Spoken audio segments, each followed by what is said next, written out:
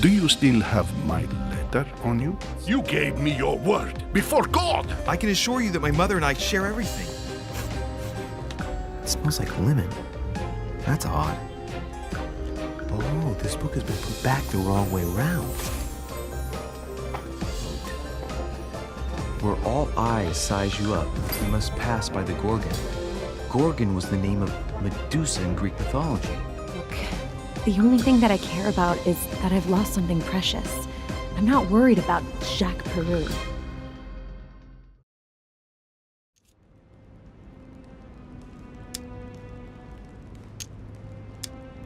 How's your eye?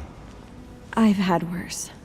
Please accept my apologies. If I'd stepped in sooner, you wouldn't have gotten that. My eye's nothing. Last night, I found out that your mother was on the island. What are you doing here? Excuse me, but speaking frankly, why would you care? I know your mother very well. Really? Yes, I have been in your mother's care ever since I was born. She nursed you? Oh, I wouldn't say nursed. No, I remember her stare, cold as ice. Her sadistic hands pressing over my mouth to silence me while I screamed in pain. I remember her knees, too. She held me down with them while she cut and burned scars into me. Hold on a minute. What do you mean? You can ask her when you see her. Huh, she's getting more and more agitated.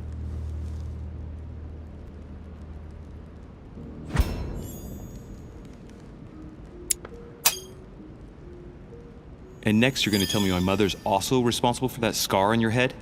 My heart stopped twice during the operation. I lost my memory for 6 months. You obviously have no idea of the abuse your mother inflicted on me. Wait. There must be some kind of mistake. My only mistake was ever meeting your mother. She's able to describe every detail without hesitation or getting flustered. It's becoming difficult not to believe the poor girl. Look, I've got to go. Wait. I need to know more about you and my mother. Why did she put you through all of that? There must be some reason for what she did. What's the point of rubbing salt in the wounds?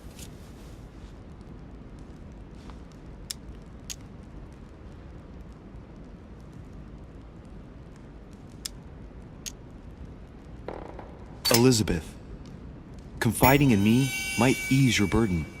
Let me relieve you of some of your suffering. Relieve me? Do you even hear yourself? Do you really think that by confiding in my torturer's son, I will be healed as if by magic? That it will bring my smile back or let me sleep at night? Look, you don't seem like a bad person, and I'm sorry you have to find out your mother's true colors like this. But I'm not going to pity you. Everybody has their cross to bear. I know your little game. You're no different from the rest of them. You couldn't give a damn about me. The only thing you're interested in is finding out about your mother. Don't say that. Not everyone wants to use you. Some people care about you, don't they?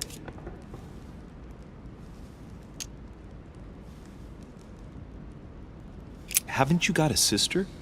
Yes. I'm sure she loves you with all her heart. She's the only one who cares about me. I would have put an end to it all by now if it weren't for her. Since you insist, I'll tell you how I met your mother. Thanks for trusting me. You see, before I was born, my mother often suffered from hallucinations and fits of anger. Soon people could barely recognize her. She became a completely different person. So my father spent an enormous amount of money paying for the best doctors, but none of them were able to cure her. The last resort was to call a priest. So, is that what your father did? No. He went to an expert in the occult. Ah, my mother. Her reputation already extended beyond our borders. My mother's fits stopped at my birth, and Sarah de Richet concluded that the evil had passed into me. Not only did it encourage her to stay, but she took the opportunity to advise my father to separate me from the rest of my family. That's how I was declared stillborn. My fate was decided that very day. It would coincide with my mother's frequent trips to America. I had my first fit when I was 3. That's when your mother began her Experiments. To rid me of the evil inside. I understand how you feel, but I know my mother. I'm sure she had her reasons, even if it seems difficult to believe. Everything she put me through was all for nothing. My whole life was ruined for nothing. So what brings you here then? My father used to know Sir Holm. He offered to introduce me to the world's leading authority in the occult. Lord Mortimer. He was my last hope. Until I found out he had also invited your mother. It's got to be a coincidence. I don't believe for a second she's coming for you. You can't change my mind about this, Louis. My days are numbered, and I know it.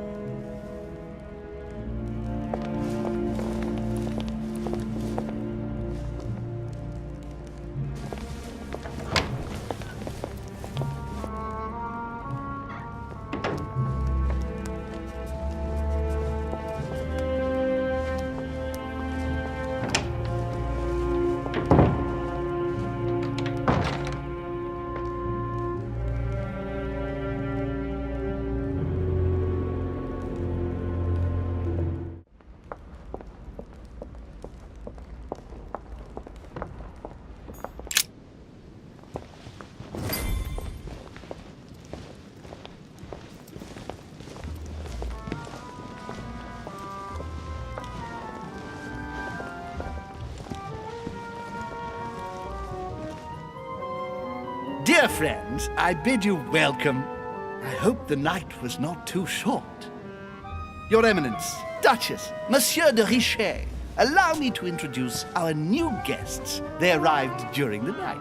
Johann Christoph von Wollner, Minister of Religious Affairs and close aide of Frederick William II, King of Prussia. Napoleon Bonaparte, Lieutenant of the French Revolutionary Army. And Jacques Peroux, French Revolutionary Tribunal Judge. Unfortunately, my friends, Lord Mortimer will not be joining us this morning, but he should be with us later. So, let us begin. What is Mortimer playing at? He tells me to come urgently and he sends no one to meet me? Thank you again for the wine, Your Eminence. It is served every day at the King's table. I am delighted to hear it. Volner and Piaggi seem to be getting along well. My friend. My dear Johann, how are you? Glad to make landfall at last. And yourself? Very well. And your husband? He's poorly. The French Revolution gives him terrible headaches. Oh, I understand. I shall feel better too as soon as the situation is settled. If by chance the French crisis is emulated in Berlin, there will always be a refuge for you in London, my dear. Your offer does you honor, Emily. But London is much closer to Paris than Berlin. Beware. The French are capable of sailing up the Thames straight to the Houses of Parliament. Oh, my friend, I am shaking in my clogs.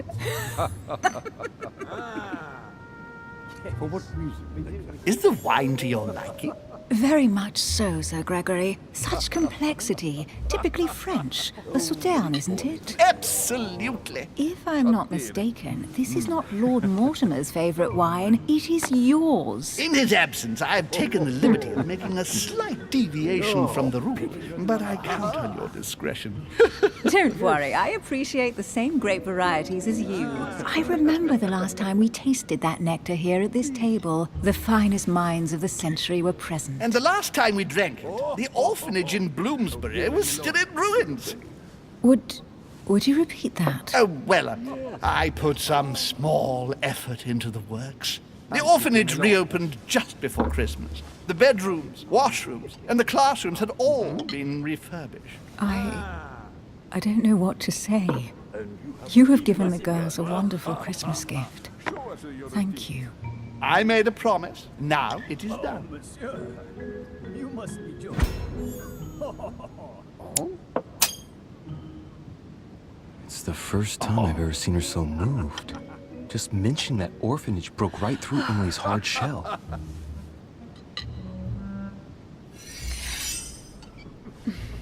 Is everything all right? Yes, thank you.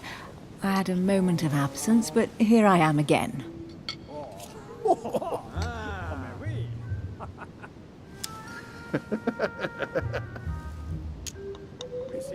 My lord, I only know the prestige of your name.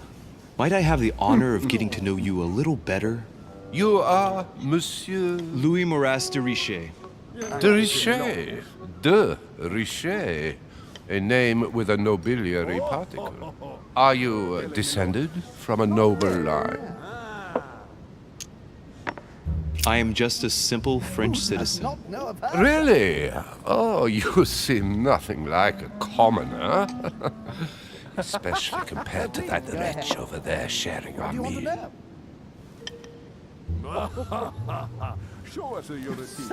Have you any information on this Napoleon? My friend. He's certainly well connected and in high places. Surprising. No one appears to know him. No one knows me, and yet here I am. Quite so. Monsieur de Richet? It would seem we have common interests. Could we speak in private, please?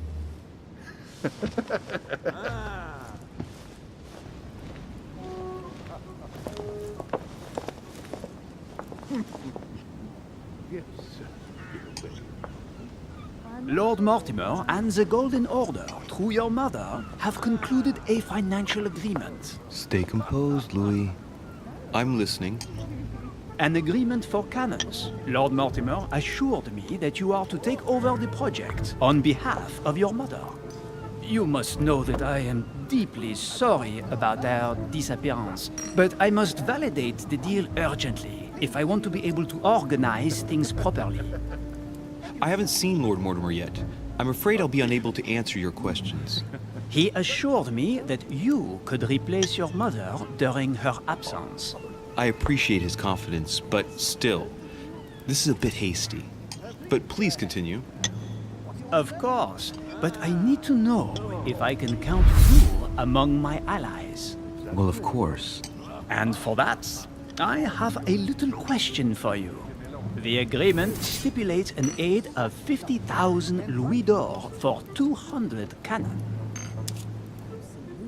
It is remarkable.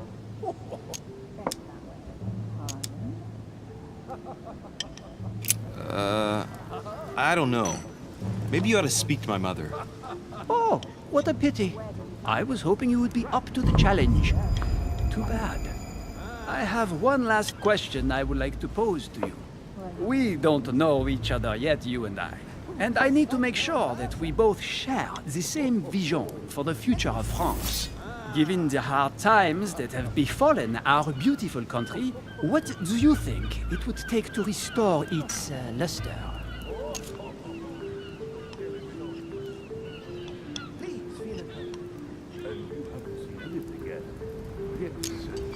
I don't know how to remedy the situation without re-establishing a solid monarchy. And what would we stand to gain by this? We've tried a republic, but it is clear that with the situation we're in now, that it's not working. We ought to return to a monarchy. That makes no sense at all, my friend. The monarchy is a privileged caste who have forever built their prestige by crushing and controlling the people. I think there must be a misunderstanding. What do you mean? I cannot believe that Lord Mortimer advised me to speak to you. I must have misunderstood. Excuse me, please. Bravo, Louis. Total fiasco.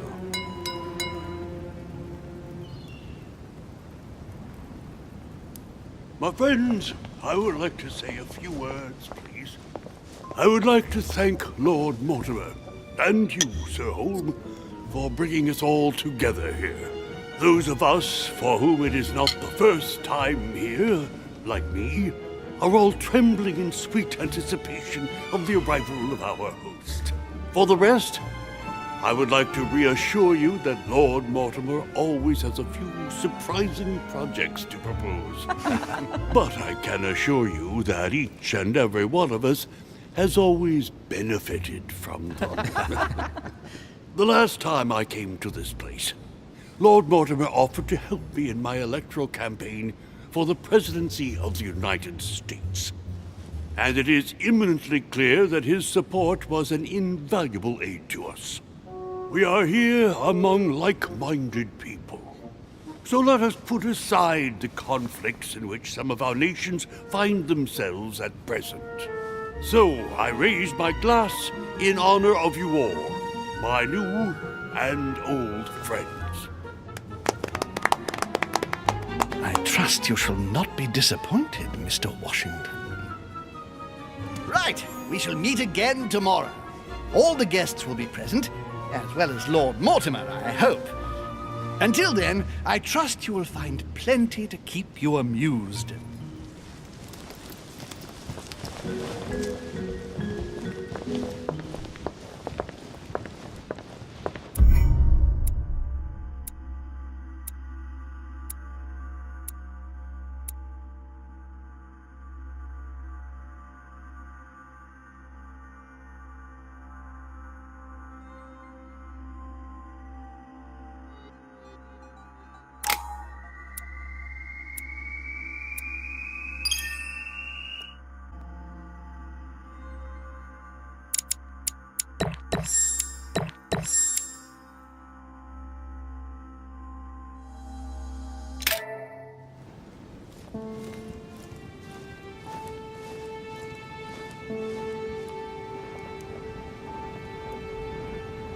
Alright, let's recap.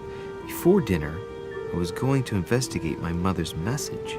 I've got to find the place where all eyes size you up.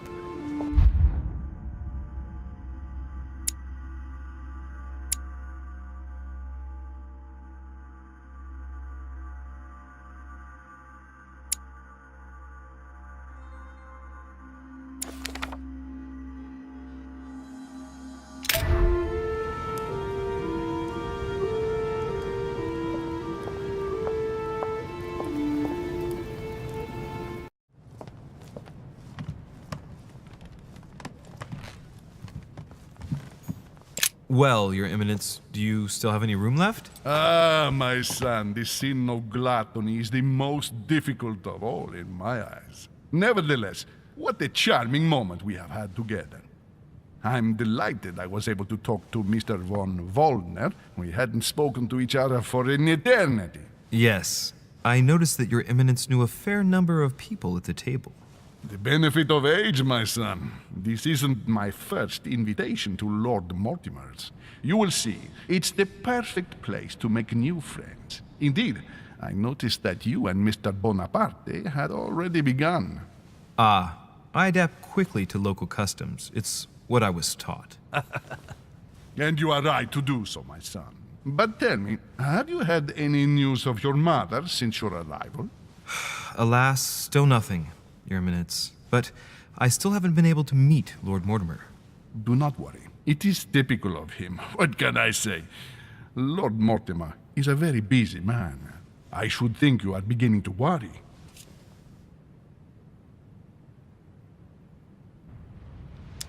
Well, I must admit, Your Eminence, indeed it does worry me. I understand, Louis. But continue to have faith in Sarah. You'll see, I'm sure, that in a few days we'll all be laughing together. That's all I hope for, Your Eminence. But while I have you with me, I have a question for you. Well, go ahead, Louis. What can I do for you?